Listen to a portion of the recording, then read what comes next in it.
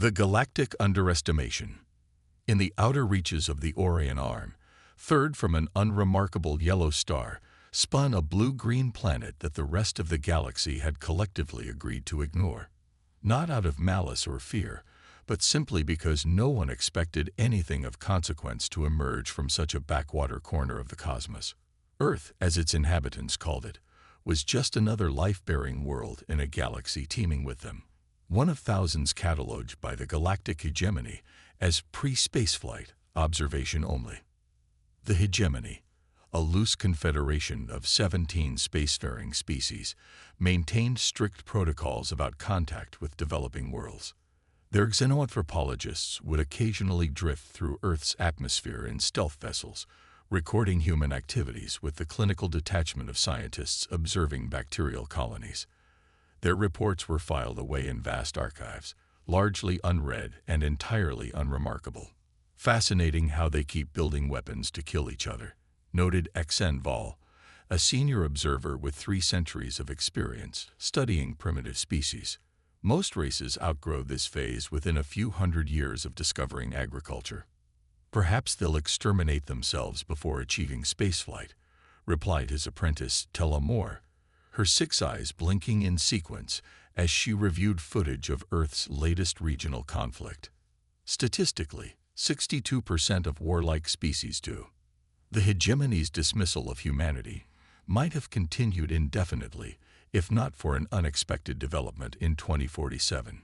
Human scientists, driven by desperation as their planet warmed and resources dwindled, achieved what the hegemony had calculated would take them another 3 centuries.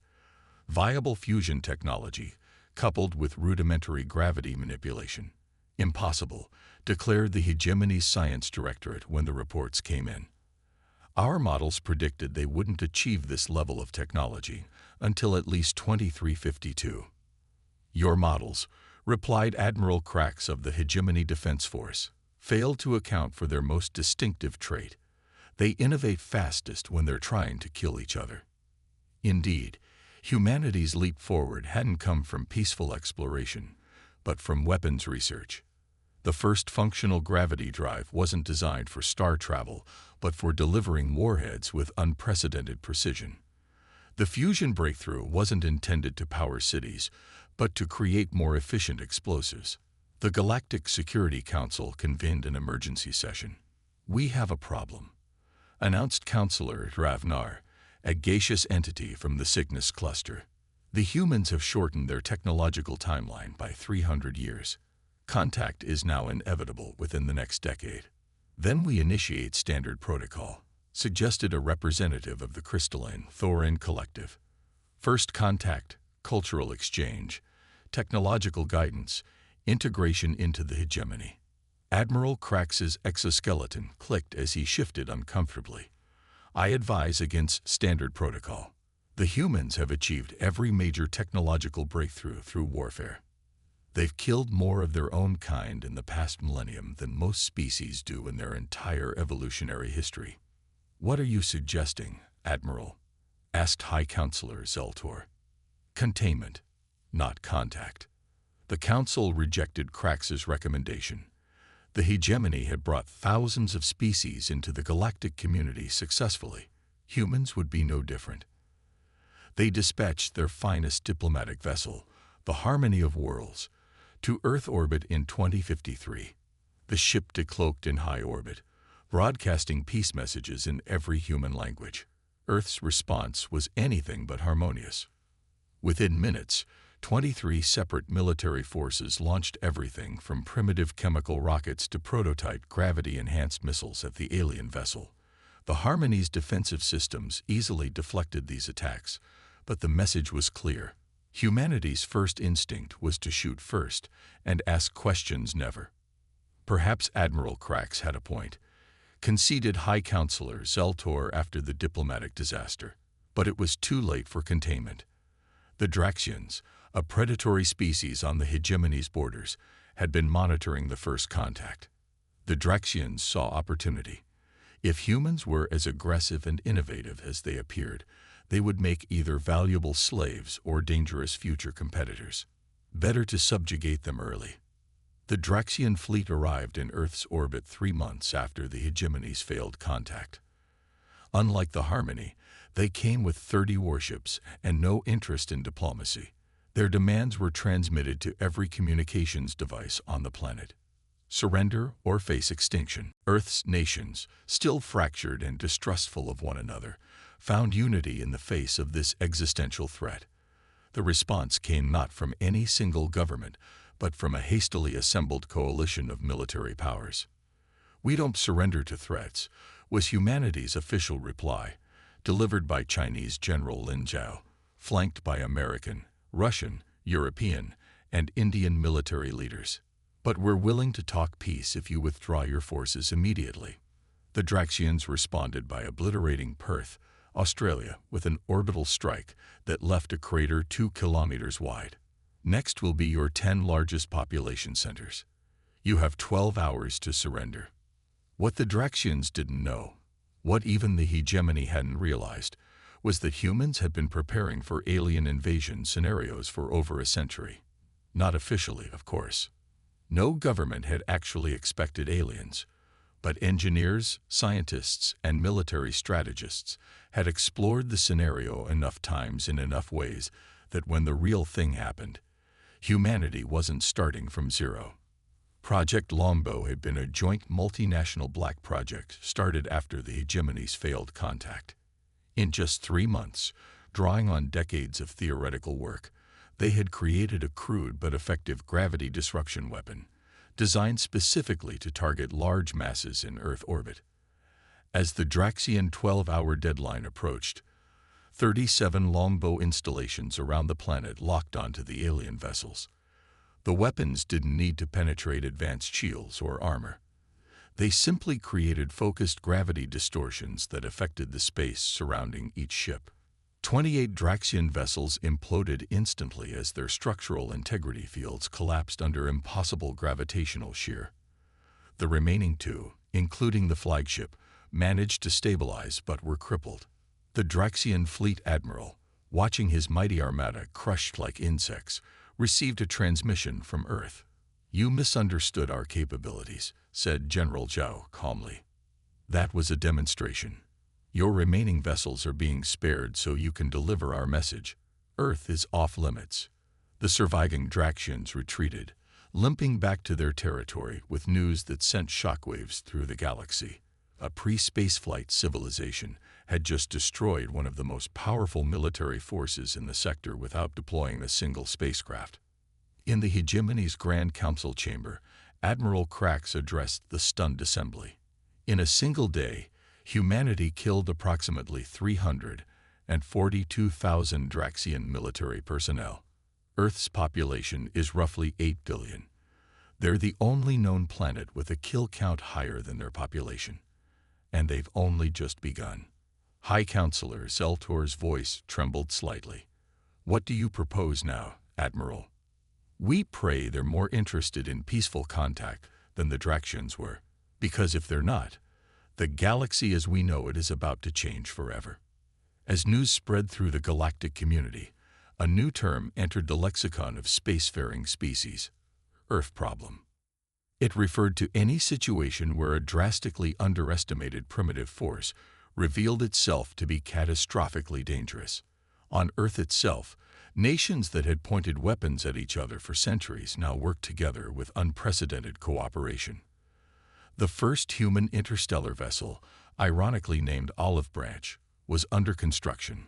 But unlike its name suggested, it would carry enough firepower to ensure that humanity's first steps into the galaxy would be respected or feared. The Draxian defeat marked the beginning of humanity's galactic reputation. In the centuries to come, other species would learn that the blue planet harbored beings who had turned war into an art form, then applied that creative destruction to everything from medicine to entertainment to space exploration. Earth was no longer just another life-bearing world in galactic records. It was now classified as a Class X civilization. Approach with extreme caution. Military threat level, disproportionate to technological development. As humanity prepared to venture beyond their solar system, Admiral Krax made one final observation to the Hegemony Council. We've always measured civilizations by their achievements, their art, their philosophy, their technology. Perhaps we should have been measuring their capacity for violence all along. By that metric, humanity might be the most advanced species we've ever encountered. The Reckoning. 5 years after the Draxian defeat, Earth launched its first true interstellar fleet, 7 vessels, each named after ancient Earth weapons: Gladius, Katana, Longbow, Trebuchet, Claymore, Chakram, and the flagship Excalibur, emerged from the Sol system in formation. Unlike the sleek, efficient designs favored by most spacefaring races, human ships bristled with weapons emplacements and redundant systems. They weren't built to be beautiful. They were built to survive. The hegemony had spent those 5 years in heated debate. Some advocated for peaceful integration of humanity into galactic society. Others, primarily military voices like Admiral Krax, argued for containment or even preemptive strikes. The Draxians, meanwhile, had formed a coalition with other aggressive species, united by the shared fear of what humanity might become if allowed to spread among the stars. Commander Elena Vasquez, captain of the Excalibur, addressed her crew as they approached the designated neutral meeting point where hegemony representatives waited. "We come in peace," she told them, "but we're ready for war. Earth expects us to establish diplomatic relations if possible, but our primary mission is to demonstrate that humanity can and will defend itself anywhere in the galaxy." The human fleet's arrival at the meeting point, a space station orbiting an uninhabited gas giant in a neutral system, caused immediate consternation among the gathered diplomats. The hegemony sensors detected enough firepower on the 7 Earth vessels to destroy the entire station and every diplomatic ship present. "Is this how you begin peaceful relations?" asked senior diplomat Zelvax, a descendant of High Counselor Zeltor. "By appearing at a diplomatic conference armed for full-scale war." Commander Vasquez smiled thinly.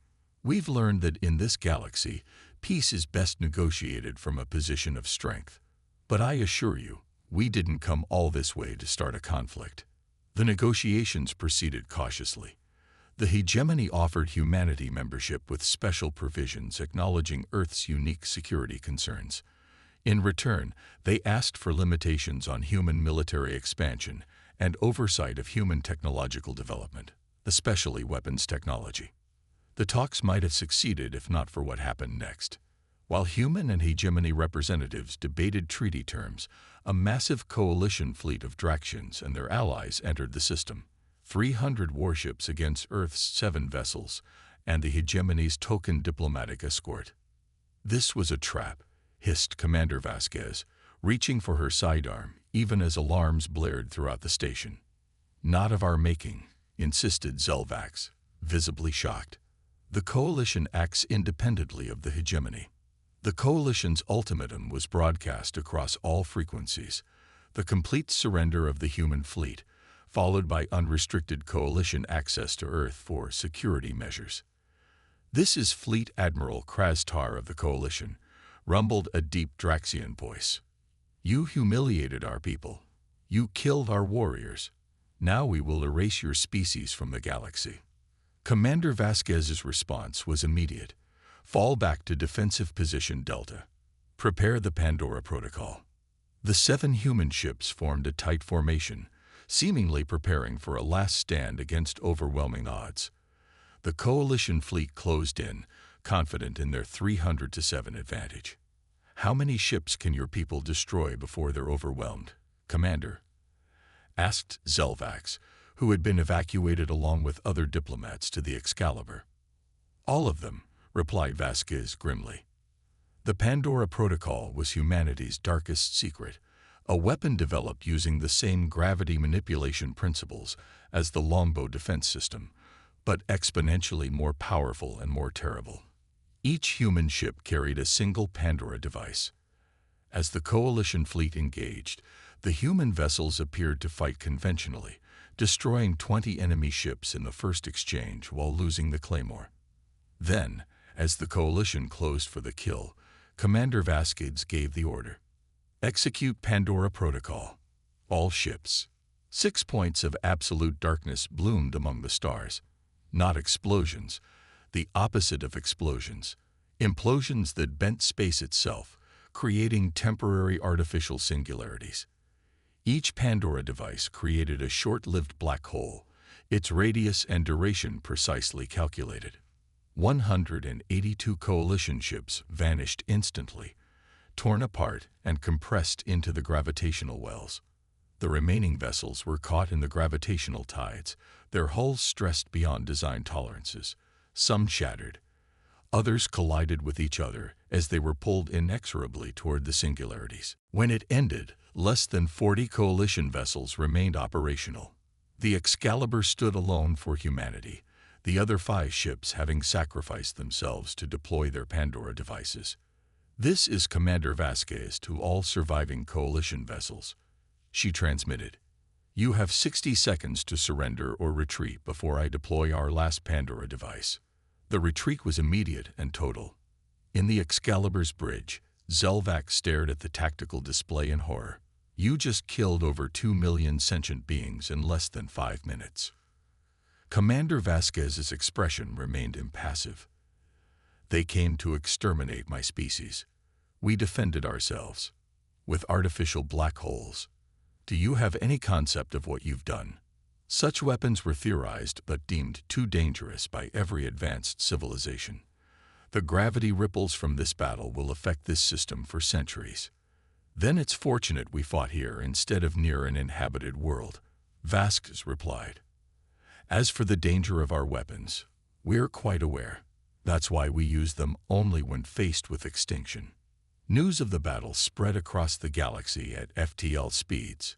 Earth, a planet that had only achieved spaceflight a few years earlier, had destroyed nearly an entire coalition fleet using weapons that most civilizations had deemed too horrific to develop, let alone deploy. Humanity's kill count had risen by millions in a single engagement, solidifying their terrifying reputation. The Hegemony Council convened an emergency session to address what many now called the human crisis. Admiral Krax, now elevated to defense coordinator for the entire hegemony, addressed the council. "I warned you 5 years ago. Now I warn you again. Either humanity is integrated into galactic society as equals, with full respect for their sovereignty, or we will face a war unlike any in our history." "They're monsters," cried one counselor. "They created and used localized singularity weapons. They're survivors," countered Krax. "Faced with extinction, they chose to live by any means necessary. Would any of us do differently?" The debate raged for weeks while Commander Vasquez and the Excalibur returned to Earth as heroes. Humanity began constructing more ships, expanding their defense systems, and preparing for possible retaliation. It never came. Instead, 6 months after the battle, a hegemony delegation arrived at Earth with a new proposal. Humanity would join the hegemony not as a subject species, but as a full member, with a permanent seat on the Security Council. "Why the change of heart?" asked General Zhao, now serving as Earth's defense coordinator. "Because," admitted the hegemony representative, "the galaxy needs humanity." "As weapons?" Zhao asked skeptically. "As defenders. There are threats in the dark between galaxies that we've been monitoring for centuries. Threats we've been afraid to face. Perhaps a species that creates black holes as weapons has the mindset we need." And so Earth, the planet that had spent most of its history fighting itself, became the galaxy's shield, the defenders of last resort. Human ships patrolled the borders of civilized space. Human weapons research, once feared, was now funded by the hegemony itself, though strictly controlled and deployed only against existential threats. Centuries passed. Earth's population stabilized at 12 billion. Their military forces, spread throughout the galaxy, had been involved in 17 major conflicts and countless smaller ones. Historical estimates placed humanity's cumulative kill count of hostile aliens at over 40 billion. More than 3 times Earth's total historical human population. Earth became the only known planet where the number of beings killed in its defense exceeded the number of beings born on its surface. This grim statistic became part of human identity, a source of both pride and deep philosophical questioning. In the grand archives of the hegemony, a human philosopher named Maya Chen wrote what became known as the Defender's Paradox. We became death's champions to preserve life. We created weapons of unimaginable destruction to prevent destruction. We became what we feared most in order to protect what we loved most. Is this wisdom or the ultimate failure of wisdom? The question remained unanswered, but throughout the galaxy, species slept more soundly knowing that the terrible weapons of Earth would never be turned against them, only against those who threatened the peace of civilized space. And if sometimes the humans seemed too eager for conflict, too ready with a military solution, the galaxy had learned to accept this as the price of security. For in the darkest reaches of space, where ancient horrors dwelled, nothing was more reassuring than a human voice on the comm saying, "We've got this." Earth had become the only planet with a kill count higher than its population, a dubious honor that humanity carried as both burden and badge, the terrible responsibility of those who had mastered the art of violence in a universe that respected little else.